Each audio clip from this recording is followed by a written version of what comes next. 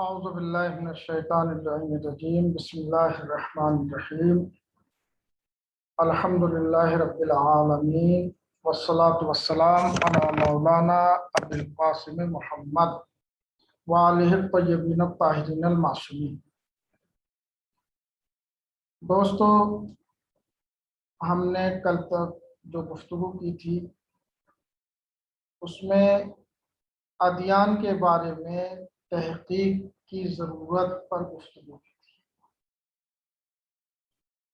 اس کا کچھ حصہ رہ گیا تھا، وقت کی کمی تھی، اسے آج ہم کمپلیٹ کرتے ہیں اور پھر نئی گفتگو یہاں سے ہم شروع کریں گے۔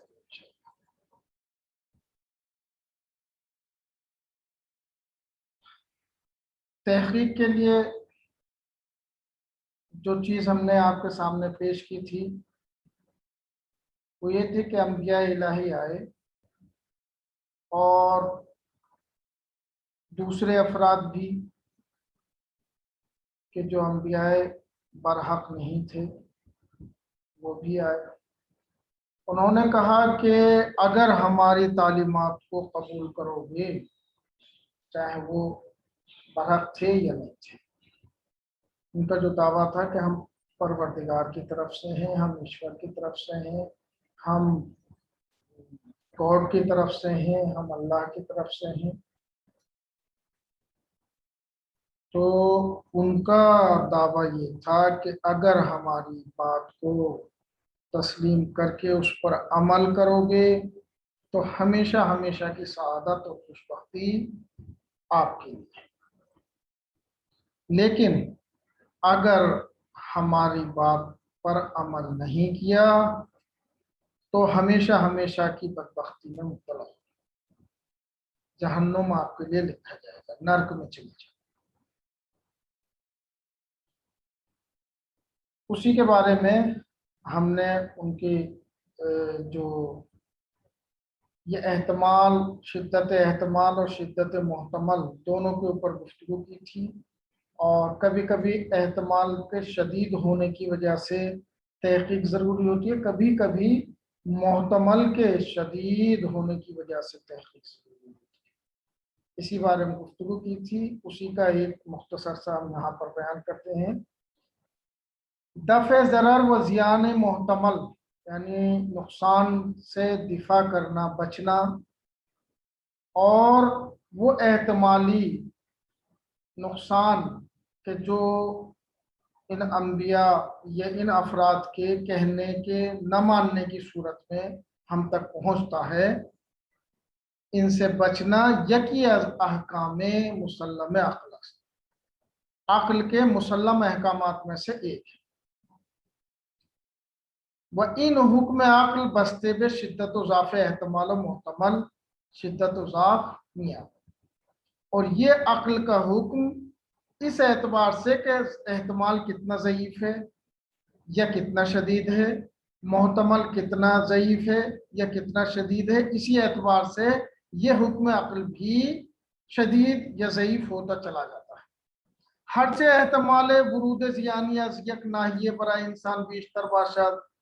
جتنا بھی احتمال کسی طرف سے نقصان پہنچنے کا زیادہ ہوگا یا جتنا بھی زیان محتمل عظیم ہوگا، جس کا احتمال دیا جا رہا ہے وہ نقصان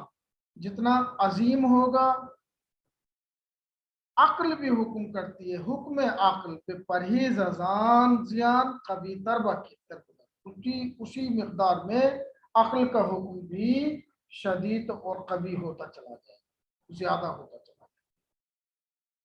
در مورد دین زیان احتمالی کے در اثر عدم پذیرشان بے انسان برمی گردد، وہ احتمالی نقصان کے جو قبول نہ کرنے کی صورت میں انسان کی طرف پلٹ کے آ سکتا ہے، وہ بڑا عظیم ہے۔ وہ کیا ہے؟ شقاوت ابدی، ہمیشہ ہمیشہ کی بدبختی، ہمیشہ ہمیشہ کی عذاب میں گرفتاری۔ وچون ان زیان یعنی محتمل، جو زیان محتمل ہے، بسیار بزرگ و دہشت ناک است، کیونکہ یہ نقصان بہت بڑا اور دہشت ناک ہے، احتمال درستی دین ہر انداز اندک باشد، اگرچہ یہ احتمال ہو کہ دین صحیح ہے نہیں صحیح ہے، اس کے بارے میں جو احتمال ہو وہ کم ہی کیوں نہ ہو اس کے صحت کے بارے میں،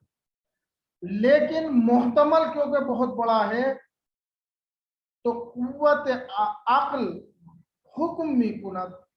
عقل جو ہے وہ حکم کرتی ہے کہ اس ضرر احتمالی کو دفع کیا جائے کیونکہ محتمل بہت بڑا ہے۔ اس کے علاوہ بر حب ذات یا غریض نفع طلبی و گریز الزیان، یہ کہہ رہے ہیں انسان کی اپنی ذات سے محبت یا نفع طلبی کی خواہش اور نقصان سے بچنے کی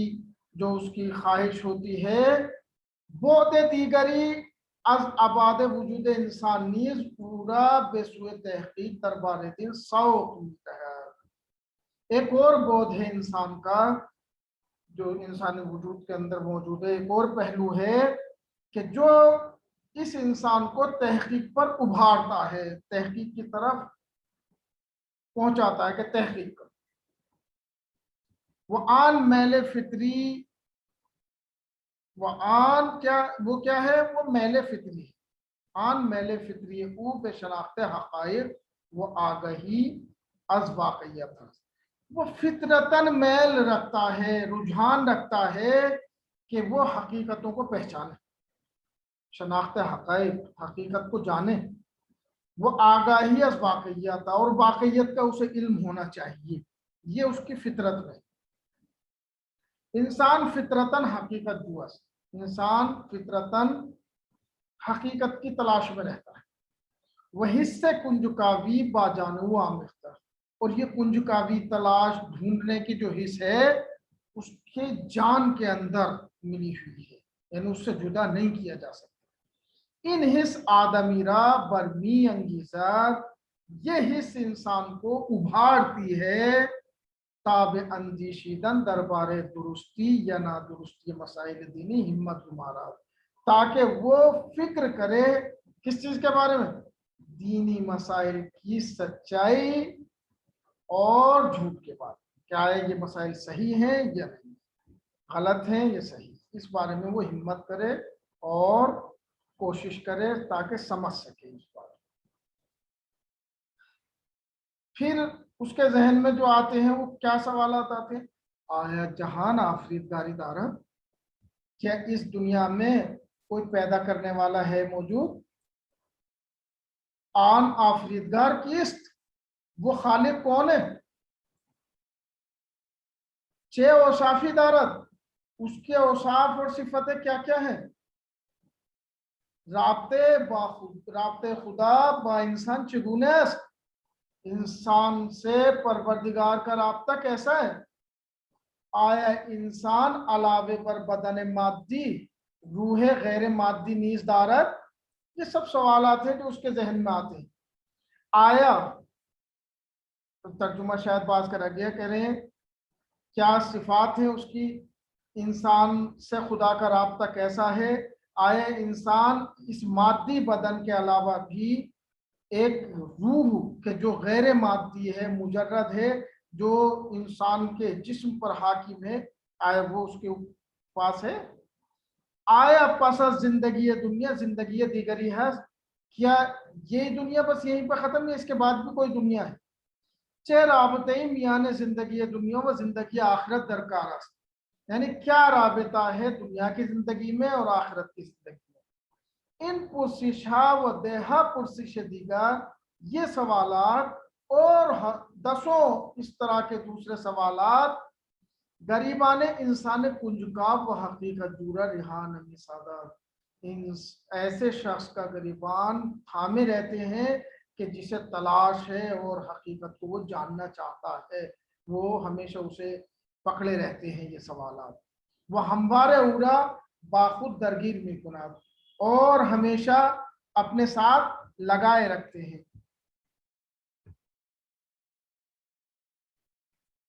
تا آن کے بے پاسخائے قانے کنندہی دستیابات، کب تک، جب تک ایک تشفی بخش جواب انہیں ان سوالوں کا نہیں مل جاتا ہے۔ تو بخش عقائد ہر دین در واقع پاسخائے آن دین پہ اندون پرش ساس، یہ ہو گیا نتیجہ اور خلاصہ کہ جو عقائد کا بخش ہوتا ہے وہ ہر دین کا وہ اسی طرح کے سوالوں کا جواب ہوتا ہے کہ جہان میں کوئی خالق ہے یا نہیں، اگر ہے تو پھر وہ کون ہے، اس کے کیا اوصاف ہیں، اس خالق کا رابطہ ہم سے کیسے ہے، آیا ہمارے اندر اس جسم کے علاوہ بھی کوئی اور غیر جسمی چیز ہے، غیر مادی چیز ہے، یہ اس دنیا کے علاوہ کوئی اور دنیا بھی ہے، یا اور اس طرح کے جو بہت سارے سوالات ہوتے ہیں، ان سب کے جوابات کا جو مجموعہ ہوتا ہے اس جوابات کے مجموعے کا نام ہی گویا عقائد ہے۔ یہ جو ہے تقریباً تتم ہو گیا۔ ہم کل کی بحث کو چکیدہ اور خلاصے کے طور پر یہاں پر آپ کی خدمت میں پیش کریں۔ ایک، ہر انسان خرد مندی ہے، جو بھی انسان صاحب عقل و شعور ہے، تحقیق دربارے درستی و نادرستیہ دیان را ضروری میدانات، ہر عقل مند انسان دینوں کی سچائی اور جھوٹے پن کے بارے میں تحقیق، تلاش، کوشش کو ضروری سمجھتا ہے۔ کیوں؟ نمبر 1، انسان ذاتاً خواہاں سعادت و کمال خویش است، انسان فطرتاً اپنی خوشبختی اور کمال چاہتا ہے، ذاتی طور پر تو اس کی طلب ہوتی ہے۔ مدعی پیامبری میگوید سعادت و شقاوت ابدی در گروه پذیرفتن و نپذیرفتن تعالیم دین من است۔ جو پیامبری کا دعوے دار ہے، جو پروردگار کا نمائندہ ہونے کا دعویٰ کر رہا ہے، وہ کہتا ہے کہ سعادت و شقاوت ابدی، ہمیشہ ہمیشہ کی خوشبختی یا ہمیشہ ہمیشہ کی بدبختی اور عذاب، یہ جڑا ہوا ہے میری تعلیمات، میرے دین کی تعلیمات کے قبول کرنے یا انکار کرنے پر۔ اگر قبول کر لیا تو ہمیشہ ہمیشہ کی سعادت ہے، اگر انکار کر دیا تو ہمیشہ ہمیشہ کی شقاوت ہے۔ اس چیز سے جڑا ہوا ہے۔ یہ دوسرا مقدمہ۔ تیسرا مقدمہ، احتمال صحت ان ادعا وجود دارت، بھائی کمی صحیح لیکن اس دعوے کے سچا ہونے کا احتمال تو ہے کچھ پرسنٹ ہی سے، لیکن اس کا محتمل بہت قوی ہے۔ نمبر 4، قوت محتمل ضعف احتمال جبران نہیں کنت، کیونکہ محتمل بہت قوی ہے، محتمل بہت شدید ہے کہ جس میں ہمیشہ ہمیشہ کی بدبختی یا ہمیشہ ہمیشہ کی خوشبختی اس سے جڑی ہوئی ہے، تو یہ محتمل زیادہ قوی ہے۔ اگر احتمال بھلے سے کم ہی کیوں نہ ہو تو قوت محتمل ضعف احتمال جبران نہیں کنت، اگر محتمل قوی ہے تو احتمال کے ضعف کو پورا کر دیتا ہے، کمزوری کو کمپلیٹ کر دیتا ہے۔ با توجہ میں ان اصول چہارگانے، ان 4 اصولوں کو مد نظر رکھتے ہوئے عقل انسانی حکم کرتی ہے، عقل حکم میکند کہ برائے دفع زیان عظیم احتمالی، یہ جو زیان و نقصان ہے بڑا، کہ جو شقاوت ابدی ہے کہ جو انسان مبتلا ہو جائے گا ایسی شقاوت اور بدبختی میں جس سے نکلنے کا کوئی راستہ نہیں ہے، یا ماننے کی صورت میں انسان پہنچ جائے گا اس خوشبختی کی طرف کہ جو خوشبختی کبھی ختم نہیں ہوتی ہے، اس آرام اور اطمینان کی طرف کہ جو آرام و اطمینان کبھی ختم نہیں ہوتا ہے۔ تو عقل حکم کرتی ہے کہ اس زیان احتمالی یعنی شقاوت ابدی کو دفع کرنے کے لیے ورسیدن بسود عظیم احتمالی، اور اس احتمالی فائدے تک پہنچنے کے لیے ضروری ہے کہ باید درستی یا نادرستی سخن مدعی پیغمبری را احراز کرو، کہ اسے جو ہے اس شخص کی گفتگو کو پرکھنا ہے، جانچنا ہے کہ جو دعوے دار ہے کہ میں نمائندہ پروردگار، کیوں؟ کیونکہ محتمل دونوں صورتوں میں فائدہ بھی اس میں بے حساب ہے، نقصان بھی بے حساب ہے، تو اس صورت میں اس کی بات کو پرکھنا بہت ضروری ہے۔ علاوہ پر غریض نفع طلبی و گریز زیان، یہ کہہ رہے ہیں نفع طلبی اور گریز زیان کے علاوہ انسان کا فطری میل فطری انسان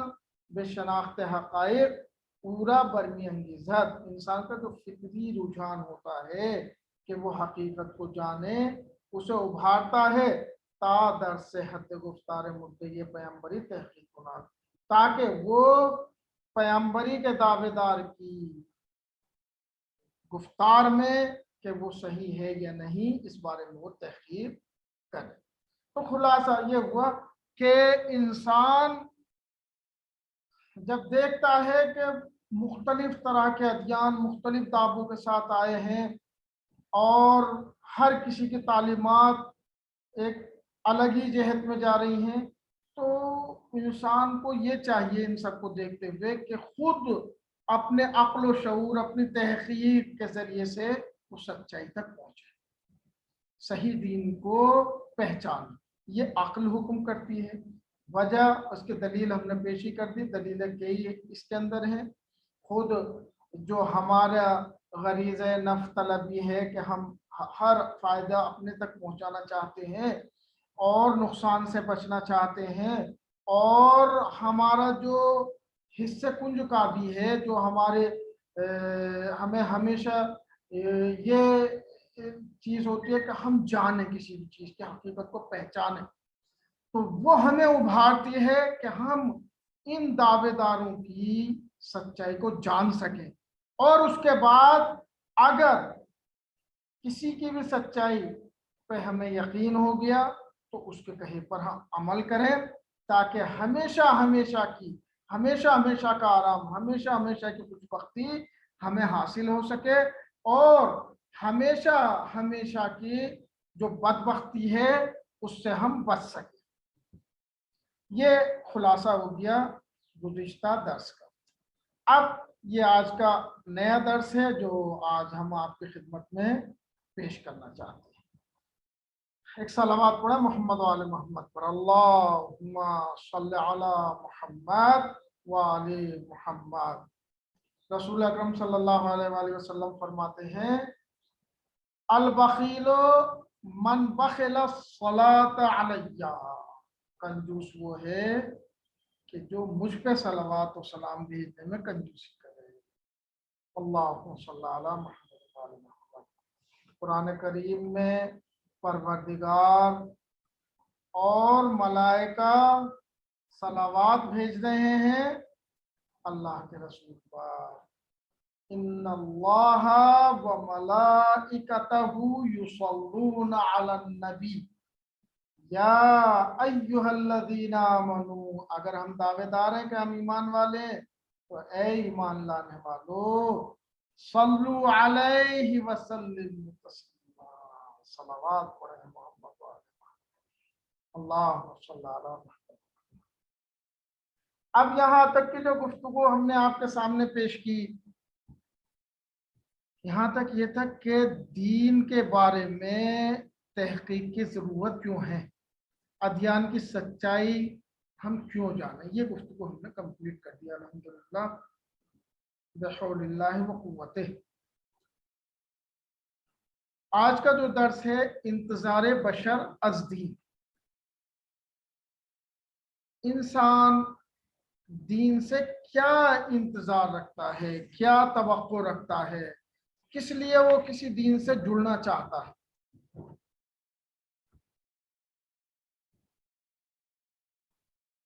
اس بارے میں ہم نے کچھ پوائنٹ یہاں پر نوٹ کیے ہیں کتاب سے، وہ آپ کے سامنے ہم پیش کرتے ہیں۔ سب سے پہلے ہمیں دیکھنا ہے کہ بڑے انتظارات کیا ہیں اور چھوٹے انتظار کیا ہیں۔ انسان از دین انتظار دارد کہ پورا بے کمال و سعادت نہائی در دنیا و آخرت رہنون کند. یعنی انسان دین سے انتظار رکھتا ہے، امید رکھتا ہے کہ دین انسان کو کمال اور سعادت نہائی تک پہنچا دے، دنیا اور آخرت وہاں تک ہدایت کرے دین. وَإِنْ انتظاریت بسیار بزرگ، یہ ایک ایسی امید ہے کہ جو بہت بڑی ہے کہ تنہا دین می تواند آن را اجابت ہونا، صرف دین ہی اسے کمال اور نہائی سعادت تک پہنچا سکتا ہے. وہی جائے گزینی ندار، یہ اس کا کوئی بدل نہیں ہے کہ اس کی جگہ پر کوئی دوسری چیز وہ انجام دے دے یا کوئی دوسرا اسے سعادت و کمال نہائی تک پہنچا دے. تو صرف دین ہے کہ جو انسان کو سعادت اور نہائی کمال تک پہنچا سکتا ہے. یہ سب سے اہم انتظار اور امید ہوتی ہے انسان کی دین سے.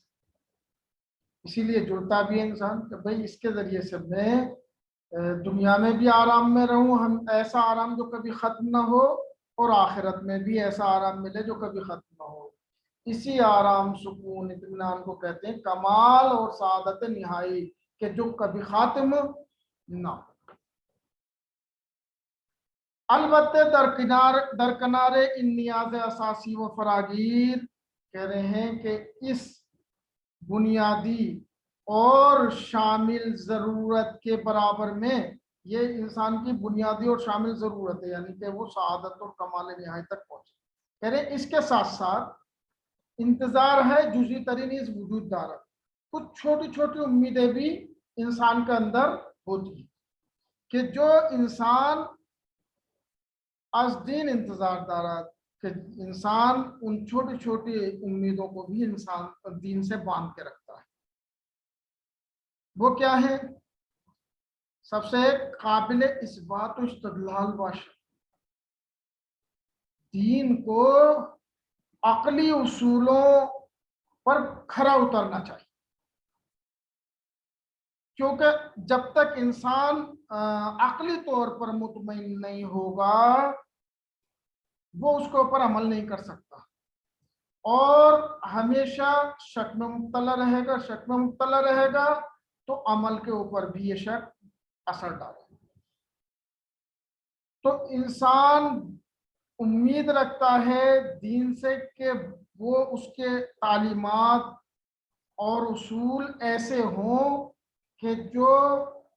عقلی اعتبار سے قابل اثبات و استدلال ہو،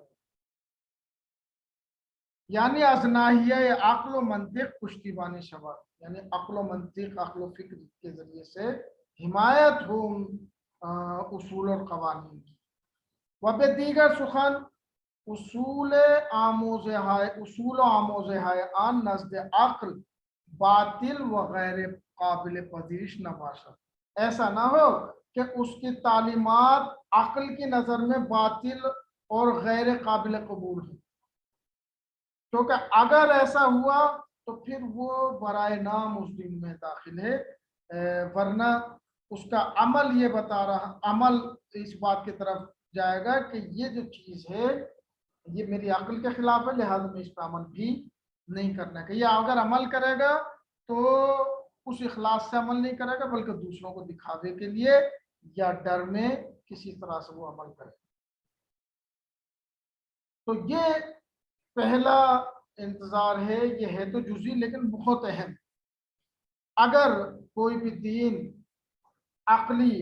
اور فکری اصول و قواعد کے اوپر کھرا نہ اترے پھر وہ دوسرے ادیان کے مقابلے میں ثابت قدم نہیں رہتا ہے اور وہ ختم ہو جاتا ہے. مثلا بعض ادیان ایسے ہیں کہ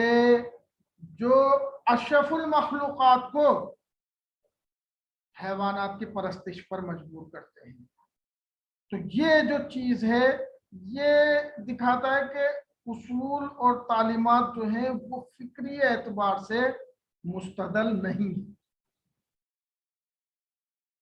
یا مثلا مسلمانوں میں بعض فرقے ایسے ہیں کہ جو پروردگار کے لیے، یا اپنی مثال کے طور پر پیش کر رہا ہوں، ابھی ہماری بحث میں اس طرح سے ابھی داخل نہیں اس والی بحث میں، لیکن وہ ایسی چیز کو داخل کرتے ہیں کہ وہ گویا پروردگار کے ہاتھ ہیں، آنکھیں ہیں، اور اس طرح کی چیزیں کہ جو عقلی اصولوں پر، فکری اصولوں پر کھڑے نہیں ہوتے.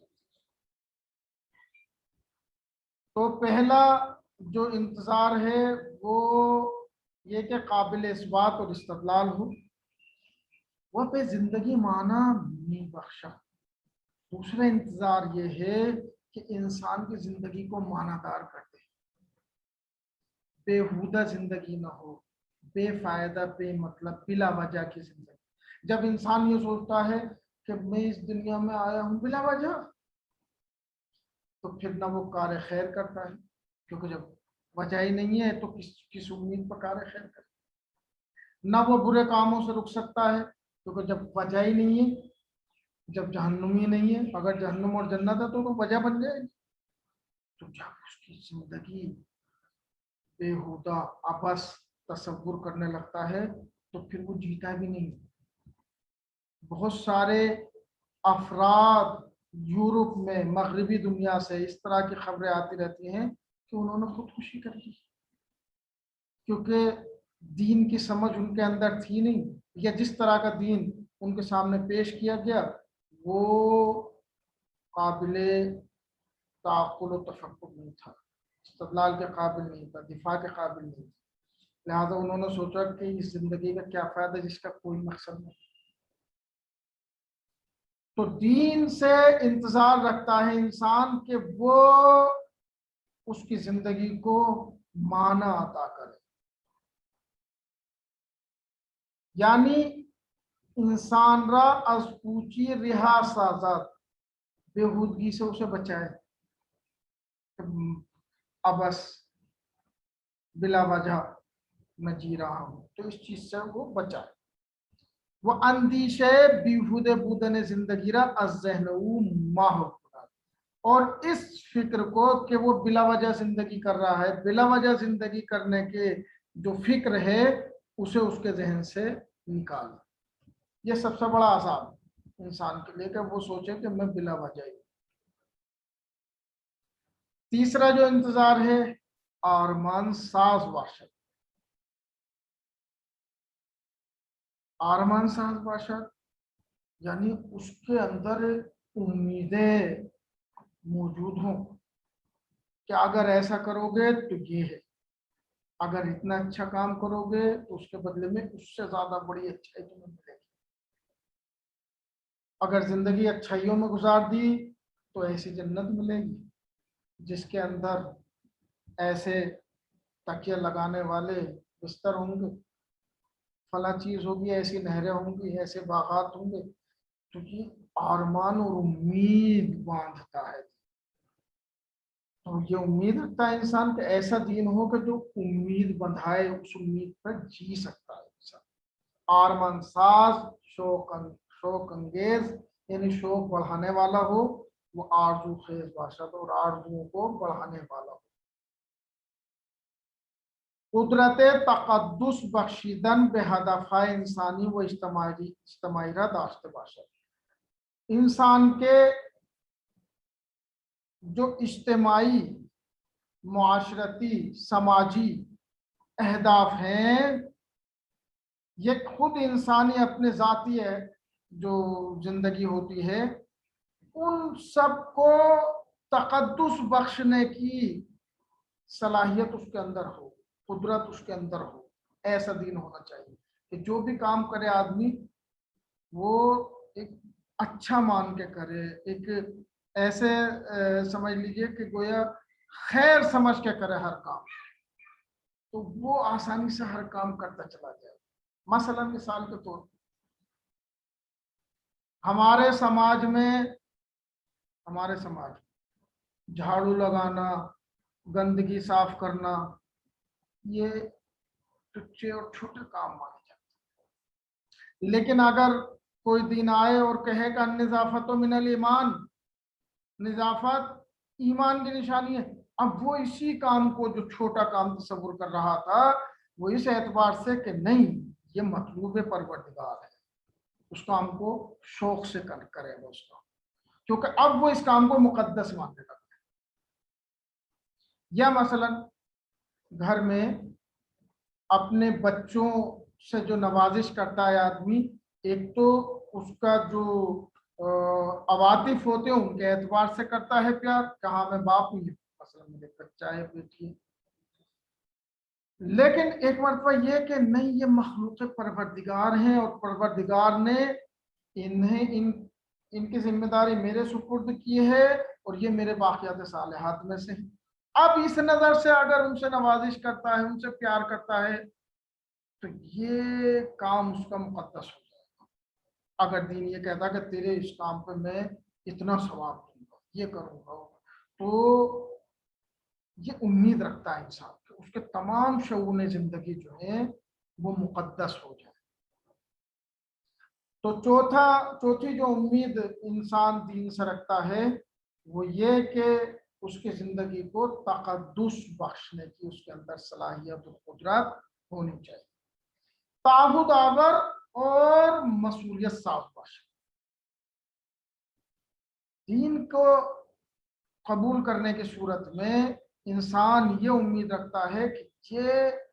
ایک مجھے ذمہ دار بنا سکے اور وعدہ خلاف نہ بنائے بلکہ وعدوں کو پورا کرنے والا بنا سکے مجھے، یہ امید رکھتا ہے انسان۔ تو دین اگر مثلا کوئی دین آئے اور کہنے لگے اوفوا بالعقود، اپنے عہد و پیمان کو وفا کرو، کسی سے بھی باندھو، جس سے بھی کسی سے وعدہ کیا ہے، چاہے وہ مسلمان ہو یا غیر مسلمان، اس سے اپنے وعدوں کو پورا کرو۔ تو ایسی صورت میں جب سب وعدے کو پورا کرنے لگیں گے تو یہ ہوگا نہیں بھائی اس دین والے جو ہیں یہ وعدے کو پورا کرتے ہیں، تو وہ بھی آرامش اور اطمینان کے ساتھ ان کے ساتھ معاملات کر سکتا ہے۔ تو یہ تعہد آور اور مسئولیت ساز بنانے کی امید انسان کی دین سے رہتی ہے۔ اس میں جو سب سے اہم امیدیں انسان کی دین سے رہتی ہیں وہ پہلی اور دوسری کی صاحب کتاب کی نظر میں کہ قابل اثبات اور استدلال ہونا چاہیے اور زندگی کو معنی عطا کرنے والا ہونا چاہیے۔ انشاءاللہ اگلی بحث اس بارے میں کل آپ کی خدمت میں پیش کریں گے، کیونکہ تھوڑا سا چیپٹر بڑا ہے اور یہ مسائل بھی عقلی اور منطقی چل رہے ہیں اور ضرورت ہے کہ مطالب کو تھوڑا آسان کر کے آپ کی خدمت میں پیش کیا جاتا رہے۔ اگر آج کی گفتگو کے بارے میں آپ حضرات میں سے کسی کو سوال ہو تو فرمائیں، ورنہ آج کی اس زحمت کو آپ کی ختم کرتے ہیں۔ السلام علیکم ورحمۃ اللہ وبرکاتہ۔